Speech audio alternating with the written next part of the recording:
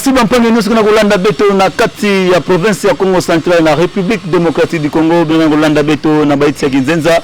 yake première émission na kati ya Mbanza mfumu Kinshasa émission qui combo sa province émission qui doit défendre gaba intérêt la population mutini mutu baka ya uti émission mwe vwandaka pour mwe vwandaka contre mwe vwandaka église des milliers de villages chaque mutu qui vous a lutter na kati ya émission ya samna ko pesa mabanza na yandi samna tomosono ya République démocratique du Congo samna nini ya kizunga beta Congo Central matondo mingi na ba différents partenaires ba yana ko soutenir émission ya lokola kuna na Mbanza Matadi na radio télé Atlantique na canal K ya directeur Andy Bol me pesa ngimbo ya lusitu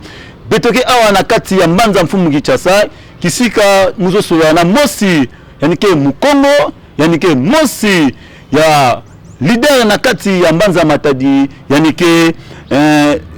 porte-parole ya synergie des jeunes activistes ya Congo Central penike cadre ya SCD parti ya Nkulutu Martin Fayulu yina bubu yai aniko za réclamer kaba vérité des urnes na nkumbu ya Tristan Mavungu benemeza bani mbote bubu yani ke tuba nyonso samu na nini ameko se retrouver awa na Mbanza mfumu Kinshasa ndiko na mfumu mbote mpangi Mbote grand journaliste. Boubou ya betime ya mbangena émission qui comboso à province. Est-ce que ngeza baka tsaza qui comboso? Non non, Boubou, je suis étonné mon peu moko que émission nene me kuma na province, surtout na Matadi ya mesa mukiese et surtout na Kombo na Biemaya ya openda mesa mukiese na kuyambange na kuyambange na kini vuma mesa munu bien ya ngolo. Est-ce que maître na kutalaka ti émission na utubuka na ndinga ki Congo? Est-ce yake Genave samunange samunani ndinga ki Congo, il faut que français toni faso. Non, non, kutu parmi ba innovation na vraiment na sepranange ya wina.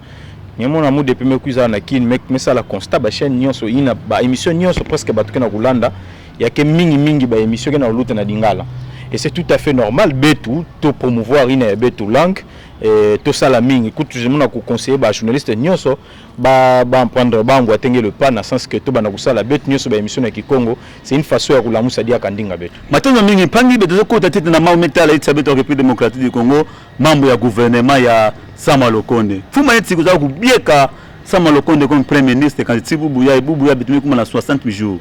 incapable de kubimisa gouvernement beno bampangi ya SCD dibanda oni fadona bakila ya. Bon betu déjà na fuma betu Matefa Yulu to tubaka déjà yake na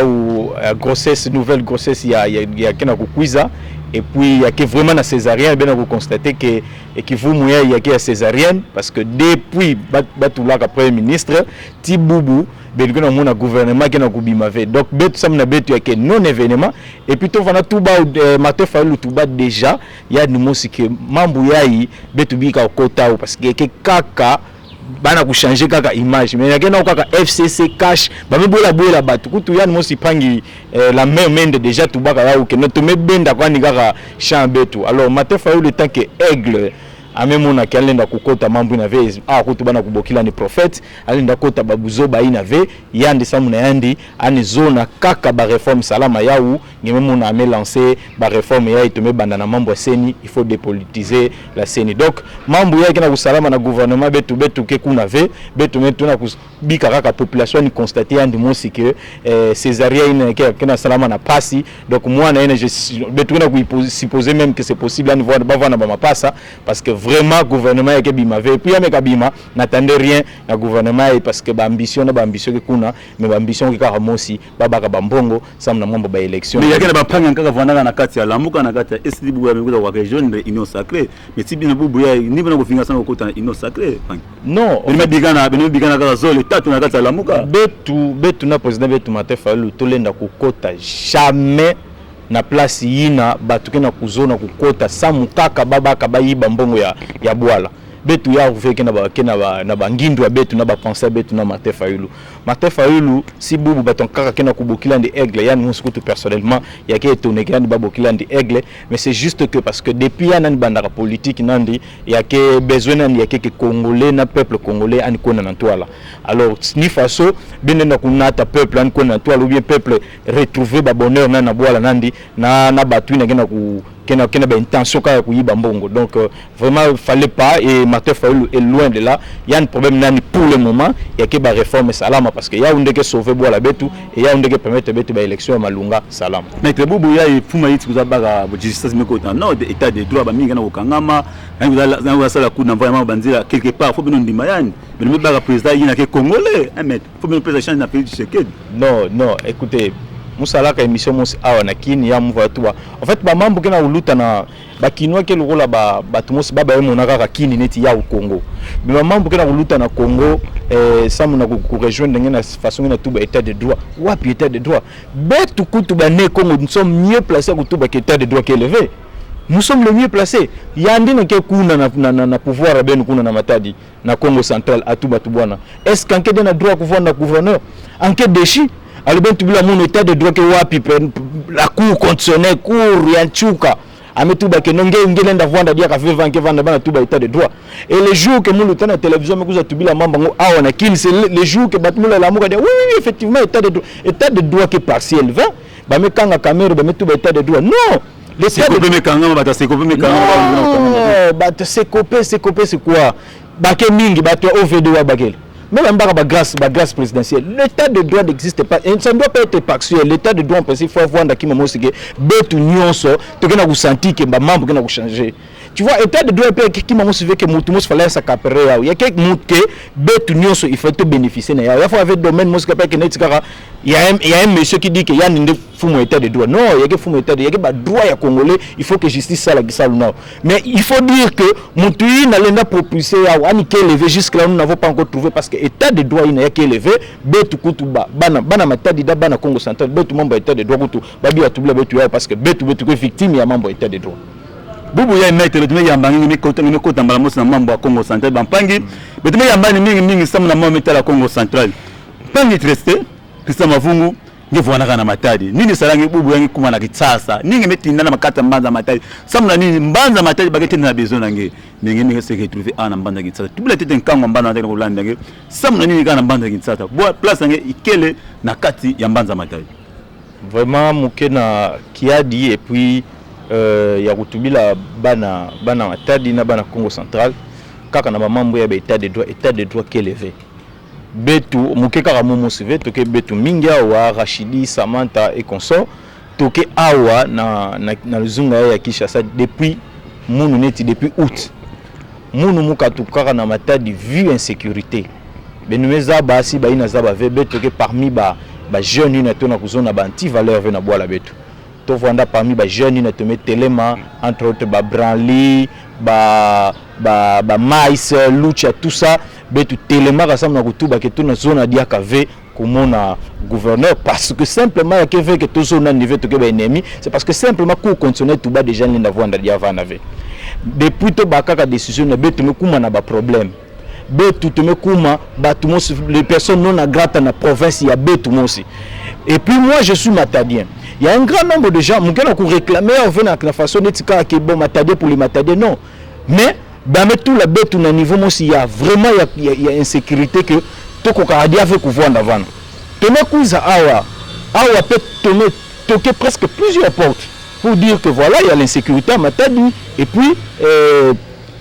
nini ba expression comme telle liberté d'expression qui est élevée dans matadi. Alors on a pris une décision to kutana na ba fumu mingi ina ba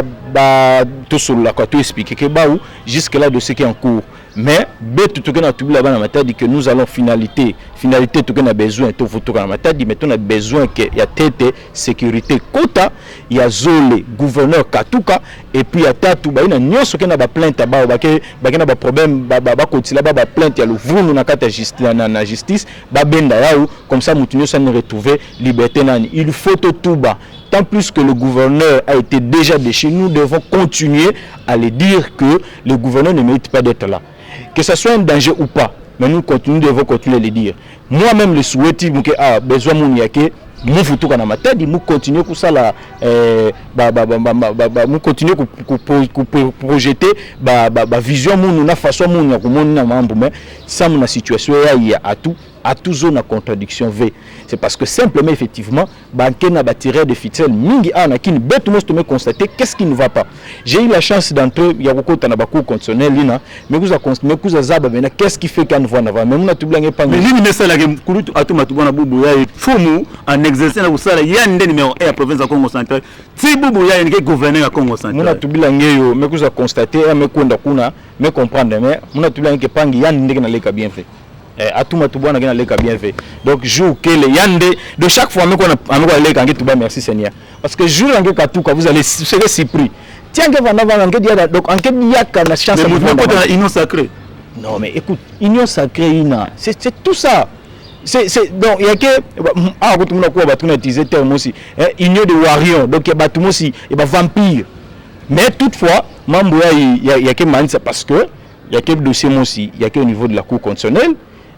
mais tout bas déjà donc zabaya ou yande na leka bien fait parce que jour que ton la muka kaka play à tout me konda en que bien avoir recouvre qui m'avait il n'a que na sauver devant il y a que ba tirer de ficelle mo ba parrainage politique qui sont en train de l'aider mais au vrai sens du terme à tout est partant et un bon matin ka tout la muka play à me konda ba bia funa benu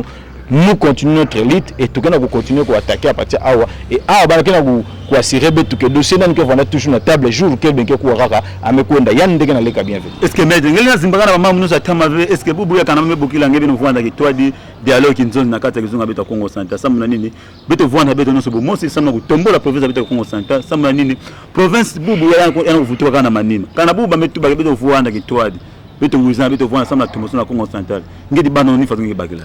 Bon, Nyamuzaba avant to kuisa na bakina mamba dialogue vanangolo. Oui. On fait tout dialoguer. C'était simple, Matoussi l'avait répondu en tout baka mambo ina ke déjà niveau ya cour constitutionnelle bage vandila ka odiave. Momo sumeka tuka pina cour constitutionnelle na dossier mosi ya bapanga betu ya mongala kuna. Décision ba mebaka, on s'est incliné. C'est comme ça que ça s'est fait. Donc comment à tout faut te faire comprendre, à tout en quel ennemi betouvé. Les Congo, Congo central. Toke bapangi. Mais le problème que le Congo betu monde entier mais betu toke bate ba valeur. Mais quand tu vas au monde awa atnani nini les 24 awa ça na mambo ya Kasavubu. Mais quand tu vas constater batu nyonso ba ne Congo nyonso tout ça. Mais na kati nyako batu na tu ba ni monte ba valeur. Et ya neme pia betu couleur betu ba ya nyonso ya Congo central ba mona betu tu batu respect. Alors nous dans ce sens là, tout le monde se peut laver la situation est de façon membre vandilaka. Faut qu'on continue à tout bayao. Membre Congo central mais bandina membre Miniget. Membre Miniget nous a sali jusqu'aujourd'hui. Il y a l'autre déjà mais il y a l'autre déjà. Token a kutubi la membre ya Res Publica. La Res Publica c'est pas l'affaire de Atou et Justin. Il y a qui a betu. Il faut que tu à niveau kutubi la baou. Il y a que veut que maïli na Congo central nyos. Mais à un certain moment betu ndeto metu ba comme tout ne Congo dia betu ne Congo dia kave. Non, qu'est-ce que je pourrais dire? Comme ne Congo dia betu nyos sauvé. Il faut to kota to kuma gouverneur to me pona entre betu mosi zole plutôt il na lenda kutambusa betu et finalement c'est comme ça que Atou na Justin Mekuma. Mais buzo baina ina salamaka ya papa ya vice gouverneur. Après nous va Tristan mais kuza kuwa ko non ba betu vila betu tout vanda ko foma contre ba député. Ba betu betu commanditaire Atou. Ba député zona ko kwa minanve. Après tumekuwa ya ba mebuisandi. Mais nous montons qu'on a continuer à persister. Non, c'est sur base de ça. Nous ne sommes pas des ennemis avec Justin et Atou, mais sauf que sur base de l'intégrité à la province à Betou, tu me constater, il faut Bakwenda. Et nous allons continuer à le dire, il faut Bakwenda. Donc, il n'y a pas lieu, il y a pour ça le dialogue actuellement. Il faut être. Il y a ça le dialogue, pas mieux, ils peuvent partir, mais moi je n'y viendrai jamais dans le dialogue. Surtout que je ne constate même pas que ici on peut sentir réellement l'importance du dialogue. Alors, tu mets tout le plat. Il y a des gens tout ça. Tu mets tout le bâton kaka. Certainement, après, voilà. Tout le monde s'en a betu. Mais il y a des gens qui ont juste. Mais cousin, tout ça là. Tout bon, c'est le sale. Ce qui veut, il y a ça la bête. Moi, pas si moi, la division kotaka. Mais c'est important. Vraiment, le dialogue est important. Mais avant le dialogue, voilà vraiment important. Il faut être membre cour constitutionnel Manisa. Et après, tu mets quoi dans le dialogue. Là, on pourra le faire. Boubou, il y a excellence à tout le salaire remaniement. Remaniement ba ministre mingi ba mefutuka amitu ba commissaire ngetango ko waka remaniement ni mutu ngi yambela ka. Bon je sais moi constater qu'enquête teti angolo ça me gouverneur en fonction enquête teti angolo parce que sous d'autres cieux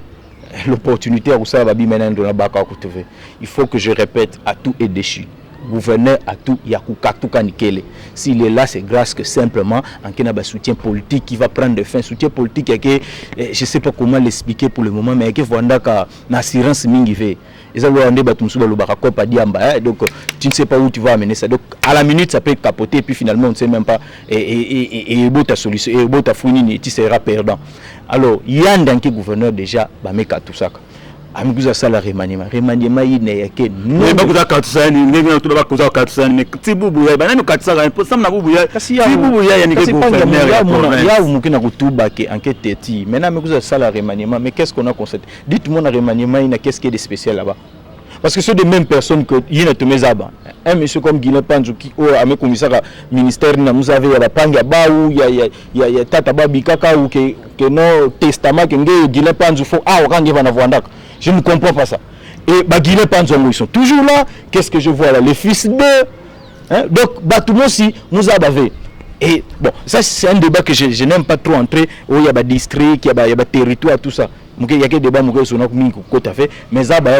y a que non-événement, gouvernement est tout, même dans le Congo, qui ne comprend pas pourquoi le gouvernement est nouveau, et puis le gouvernement est à tout. Sache-le que ça n'a même pas la légitimité, tout le monde a besoin de ça, le dossier à cours constitutionnel, Manissa, après le beau vent, et que ça, mon anglais, depuis l'excellence à tout le monde pouvoir dans la province, qui m'a motivé. Bon, question une. Moi me répondre parfois tout que me comme haineux hein ko na matadi banda yuvula on bato comme ça ba on va passer mais ça c'est vous tout gardien vous tout déjà mais ça stade Lumumba stade la plein bandina ngana utunga na kata banda matadi bara matadi en fait stade Lumumba moi ça me fait mal parce que mon gars a besoin que de ce stade comme façon me comme na bobo de ce stade me comme tellement politique et mon tenir ce que me comme gouverneur il faut à tout prix mon dossier stade non dossier stade il est trop politique et le fait qu'il y a trop politique t'as la manière on dirait le Congo central particulièrement Matadi que on a balle mingi moi-même je joue difficilement au foot mais à l'époque moi mon tout na tama ya fanda côté à 8-8 c'était l'effervescence ça tu vois ba petit match qui na kubulama na stade kuna betu côté 8-8 ba panga mezaba ils ont tu voir avant à l'époque c'était vraiment l'effervescence et ton cousin à Kinkanda je ne sentais plus trop l'effervescence au stade mais on a senti que batu que zona ka match alors ben na kuisa côté sa politique na membre stade na sport et finalité batu que na kusouffrir membre stade ya ke mambo mosi ya kiadi mais moi on a kutuba baou bato gouvernement ba meza ba ke ba mbongo katukaka na président Matusile RN Vwandaka président parce que même yandipe ina salama kuna na kati ya nini samu na mumu ketuba ke puchi yake vraiment puchi les gens ça me province il y a Jacques Vwemba salaka ke ba vous avez voté na député provincial tumobika di solo ina c'est ça encore d'autres fouteuses ya buzoba c'est vraiment un puchi ina salamaka mais mulandaka honorable Mambo tubaka ani piyaka ba mbongo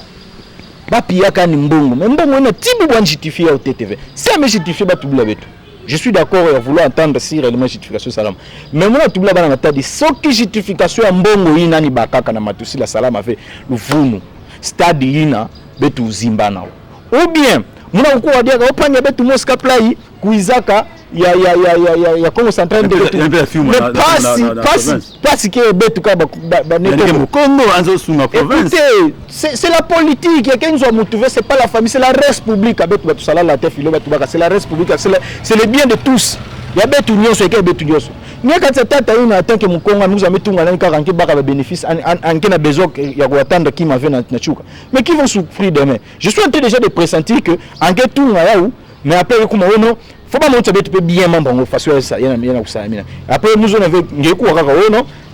stade ngombo ngomba na bima mais yana ku bénéficier vena kuna na kesi ya l'état yana kukona tena maboka mutu parce que yana mutu tungaka il faut ba futulia na mbongo nani ngina mona ba mambo ba container tuna kuzona vi babima yana pesa sala manete ba kota ba péage ba nzila ya nini o mbongo ke kwenda na individu Mosca play ça mani sala ka play non tant plus que mbongo ya l'état bima ka déjà ba justifier tete mbongo ina après si base de justification na toza banito na sala stade tungama oleke to kuma na banyongo parce que déjà on a constaté que stade na meka tungama na mbuta betu je suis pas contre lui c'est un marché amebaka marché mais zaba ya que yanda nkeve Jésus-Christ ansala ntunga mebika non ya anza ba ka problème tout ça ba ka problème que cousa la longue et à tout ne sera pas là éternellement surtout que membre qui est déjà presque vidé donc betu ndeke bika a problème pendant que yanda le kana team avec 2023 bon kukanga team ati 2023 parce que ça excellence chance ndeke mu Congo ani manisa mandat na yandi ba ko prendre na député provincial si on n'arrive pas ça c'est le problème il y a bon la betu ke bo en principe chaque seconde faut marcher salam.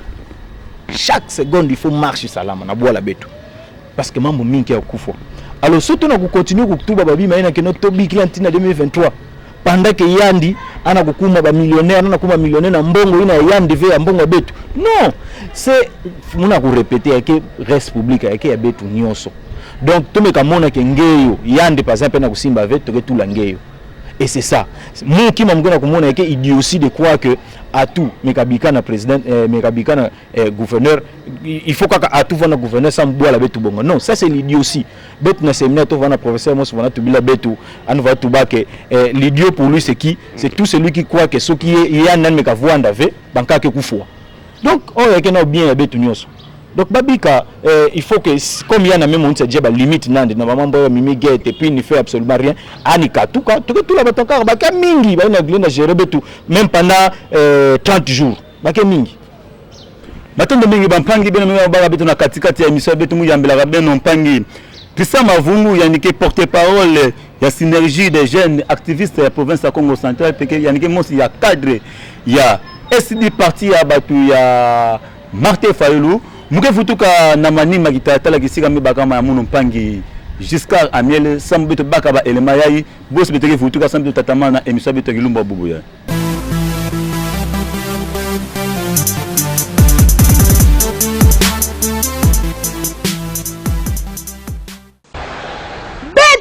monaka na babwala ya nkakakaka ndeti ya bamputu aéroport ke vandala kisika mosi ya propre ya bunkete kana benome ya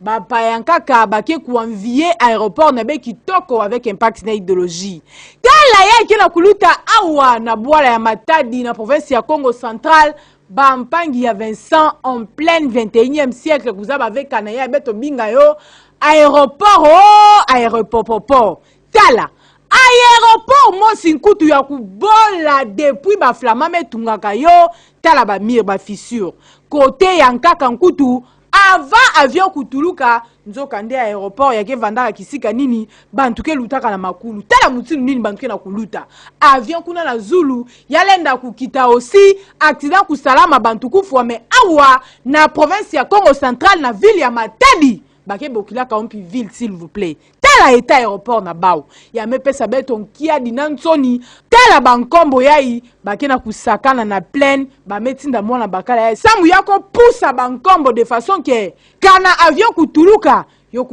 yo kusala atadi kama mosi vie et puis na me utukisa beto dia kakele nini awa kanange mekwisa kuvingila muntu na beno ya kuaterir kisika ya kuvingila yandi tompinge vanda samge kinga yandi bien yake vanda kabe beno nyonso beno kele kaka ya kutele matala mutindu nini bakena kuvingila bantu nabo awa ba metele matelema kubanda ville ya Matadi tina kokuma kuna kisika aéroport kele ndila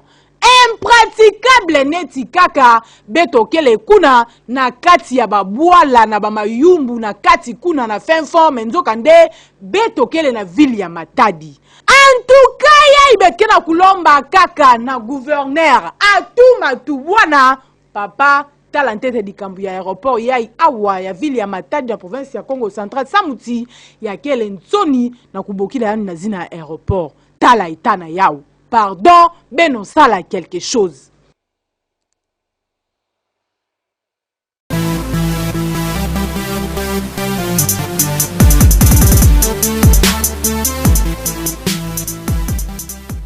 Matendo mingi binu ya Dolanda bifikula ina ngotala binu na eta ya aéroport ya Nchipi na tengi Dolanda elema ina ni façon ngemo la aéroport ya Nchipi.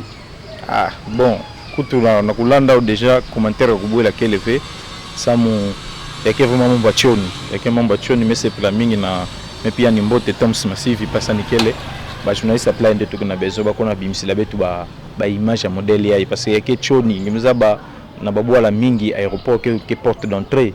hein betu porte d'entrée betu s'il faut et puis une fois je musalamo batou na ba chimpina parce que mo sangoleke pe ba côté kuna mais ça la constat ba mindele mingi qui t'a côté kuna mindele mingi baka avion à partir awa ndolo ba ekwenda. Je me pose la question déjà mindele mekakita si amekuza ça na projet bon vraiment il va vraiment réfléchir qu'il est en train d'aller au village pendant que Matadi Kedia na niveau kuba Claudia ka village donc ya mesa la prasi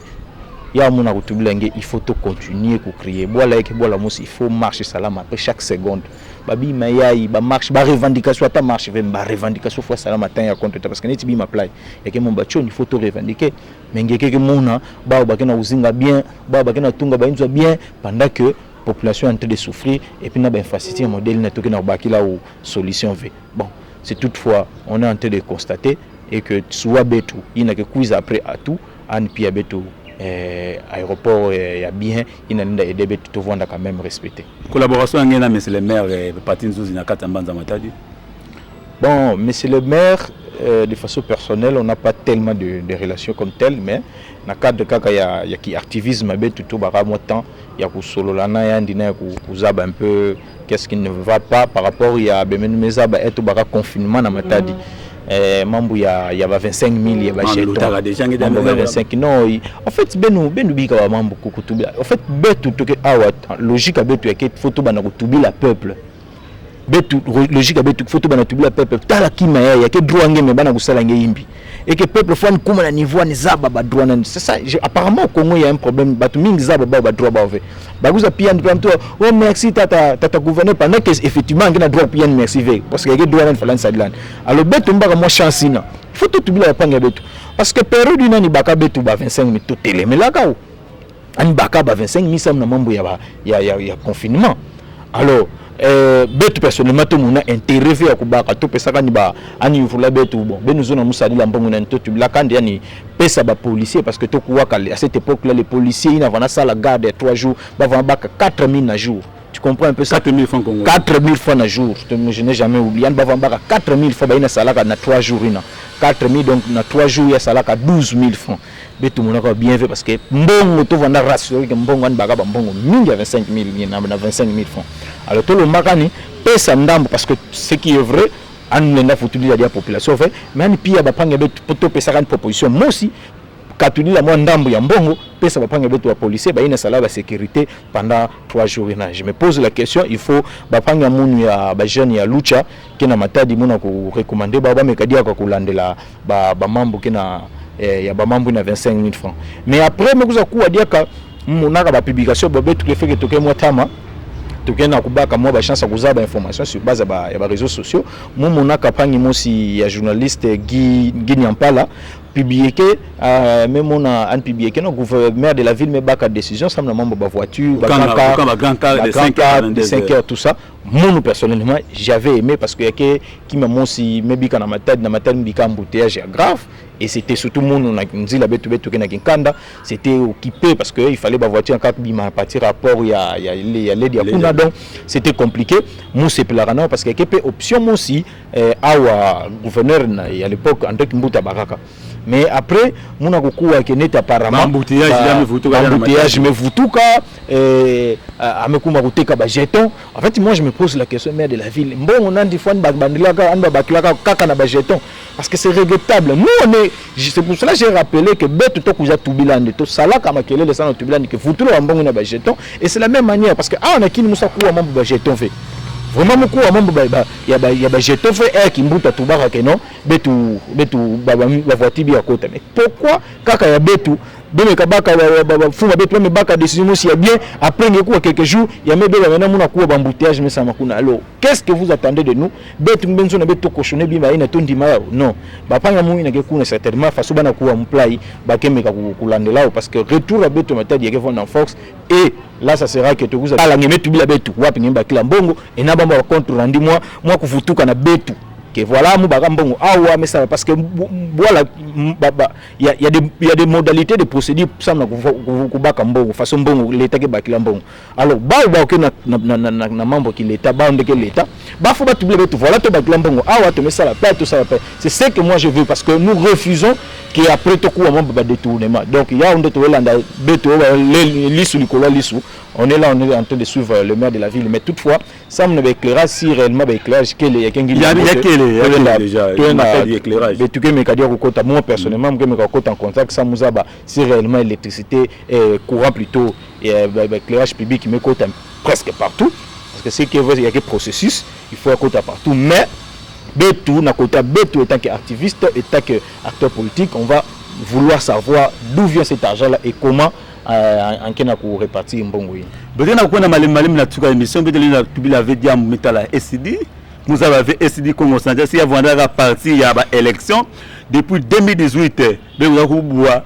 mutamate fa vous ko boua comme on a barana niveau on a fait tirer pour le président de la République SCD na Congo Central na ville Matadi yake wakanya ka diave SCD mettre ni face au parti politique na bene yake ba élection. Non, et il faut me tout bas parce que j'ai eu la chance parce que le président qui est tout le temps occupé, il n'a pas que mon ambassadeur tout. Donc quand même quand moi chance est ça veut dire que moi j'estime qu'elle est. Alors moi baka chance à mon personnellement il a avoué que le Congo central qui est parmi la province tout l'antima et qui est zone amine. Vous avez même constaté que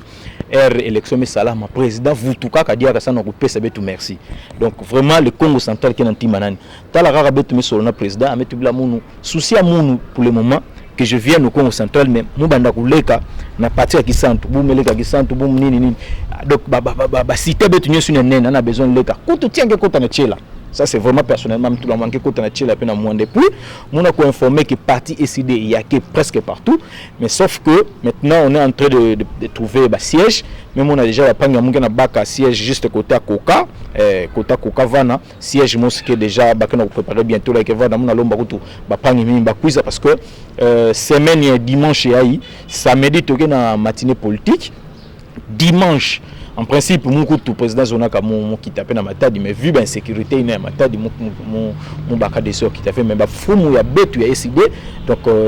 secrétaire général de forces qui toko kena kuizana Congo central qui na banda na mwanda ngesa la parcourir na nyonso ça na kuvuandisa au vrai sens du terme SID et puis ku préparer arriver à président parce que dès que ba mambo ya ba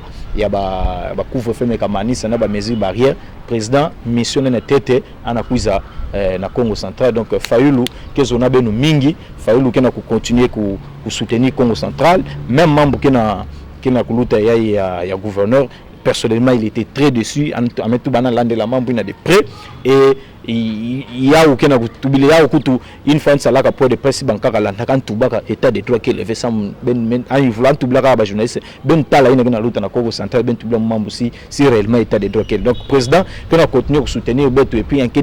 a besoin effectivement il y a soutien pe il y a beto bané Congo ça munayandi parce que yandi ça munayandi il faut kaka à tout prix banti valeur katuka et puis to pesa réellement population inankena au besoin. Mais tu n'as pas besoin de malema tsuka bitu kuma na tsuka diambo ya tsuka na bapangi noso Congo central na Kolanda nge diambo ya tsuka samu na kilomba bubu ya sambe toke futu wa dia sambe bitu sula dama bankaka. Bon vraiment d'abord grand merci Angeyo et puis merci na bapangi noso na kutala betu diambo ya tsuka kele que ya Samantha Rukia Guilain Kengebeni Rachidi betuke awa nous continuons à lutter. Vraiment tokena ko continuer à lutter bon jusque là information ina ya bapanga kaka Muba TV moi je me limite na information na mukena ya et puis ya momos personnellement qui est encore à kin to lemba combat ve ya que veut que te meka tout ka Congo central ça na routine non mais sauf que moi personnellement mukena besoin ko vutuka Matadi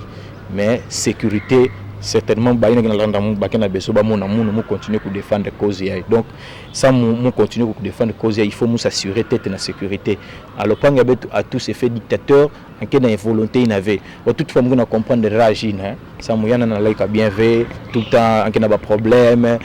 anaza ba ve cours conditionnel journée ni mambo na kubwa parce que cours conditionnel déjà tout a été vidé donc nyoso ina betu peke na comprendre yandi ça moni kuma dictateur na modèle ina mais toutefois betu to ke dia na époque ba dictature veut to continuer et to ke na rassurer ben que bientôt là si tout va bien to ke futuka matadi et puis ça mona décidé to ke na besoin ba pangi nyonso je sais que matadi en général ba ke zonaka Mbuta Fayulu mingi surtout na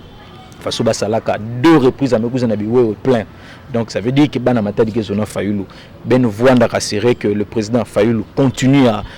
parce que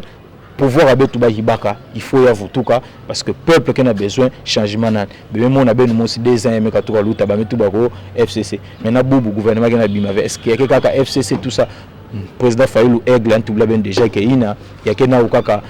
grossesse ya nouveau ya kena ukaka grossesse ina ba ya nouveau mais ina déjà ya kena ukaka formule tama ba me bwenda donc il y a rien de bon que bimakuna tout se préparer car ça bientôt là des actions sur terrain que kuza ça to revendiquer nina betu ina tuna utubila il faut dépolitiser la scène matendo mingi bapangi mu yambela beno ya munu mpangi Christian Mavungu yanike porte-parole ya synergie des jeunes activistes de la province de Congo central yanike mosi ya ba cadre na kati ya parti ya Martin Fayulu SD nanzila na yandi benoke mona na bilimbo na kuza mugwa yamba yandi mosi ke le président national ya parti ya SD Martin Fayulu na kati ya émission ya kikombosa province matendo mingi na bampangi nusu batakolanda beto kanati mambo nusu le luta awa ya mpangi Christian Mavungu metuba ya metushenge ya vona na parti ya excellence Atumba Tubwana ya vona na parti ya batankaka numéro ya uyina kuza kwa na kata mbanda fumu gichasa muki yambange sa munge vona na droit de réponse parce que émission munge vona pour faire munge vona contrever quand munge vona awa sa munaka ku défendre ba intérêt ya province ya Congo central qui combat se mekuza na kata mbanda fumu gichasa sa munaka tala ba député en kaka beto votaka awa na yina beno votaka na mbanza matadi niki salu baka na kusala na Assemblée nationale pe ba notable mingi ya mbanza matadi to pe ba nekoma ke mingi awa muke so sabao mosi sans beto yuvula bao na ma metala kizunga beto ya Congo central matendo mingi na ba différents chaînes ba partenaires lokola na YouTube Satras télévision na s'abonner massivement na Bumbula TV kuna na chaîne ya honorable pour la kingi bazane pesa ngimbote na canal K na handball na kati ya RTA ya mama Karine émission ya bampangi numéro ya wina kana ba mambo no kuluta mbote vena kati ya Congo central bino boki la beto numéro ina samu na nini beto zo la ba anti valeur beto zo la ba journaliste voix ba journaliste pour ba journaliste manipuler ya mutumos ka play songolo journaliste ke vanda ga mutumosi église au milieu du village ngeli na vona journaliste ve sama na $20 $10 ba me sumbila ngi tuto malavu yango na funda panga nge samu na tuto malavu matendo mingi panga Trisam na mutindo ngene futu sa ngene futu sa invitation favorable na kata invitation bete musa bave diambo ngene na diambo kubola to ikelo sabitu mansa invitation bete vraiment diambo kubola keleve betu tokena kuiza certainement toke kuiza ça bientôt la dossier à tout matubwana kena kumanisa mukena ko assurer benu que à tout va à tout prix quitter la province comme état gouverneur mais que bika na état ke panga betu mbuta betu notable betu alors betu pe à partir avant na benuke mona betu na matadi et puis toke kuiza diaka en force na SID na yan mosi président Martin Fayulu ankena ko continuer ko tout le betu na tima betu continuer ko soutenir rien matono mingi beno tatamna kolanda émission matono mingi na mpangi jusqu'à amiel yani vondaka na ni ma cameraman mi kato na Tunisie yani mna kusala yani awa na pata mbanda kichasa somo na ko défendre ba intérêt ya population beno tatamana kolanda numéro ya wina beno bokila betu kana mambo yembe ya uluta na kata mbanza matadi na kata kizunga Congo central beno bokila beno tuna ba image na WhatsApp samu beto sala kusala ni bitoke sala samu na tomosono kaka ya province ya Congo central numéro to landa mpangi Christa Mavungu yani ke le porte-parole ya synergie des jeunes activités à Congo central pe cadre na ametuba yani ke na tsata kuvutoka na kati ya mbanza matadi kansi kimala ko jeune ku avez yake insécurité kana mambo ametuba ya misala nge pasi kuza wana mbanza kichasa sota pangi kombosa province ki vwanda na droit ya droit de réponse matono mingi beteli kutana na bilumbu kena kuzi merci.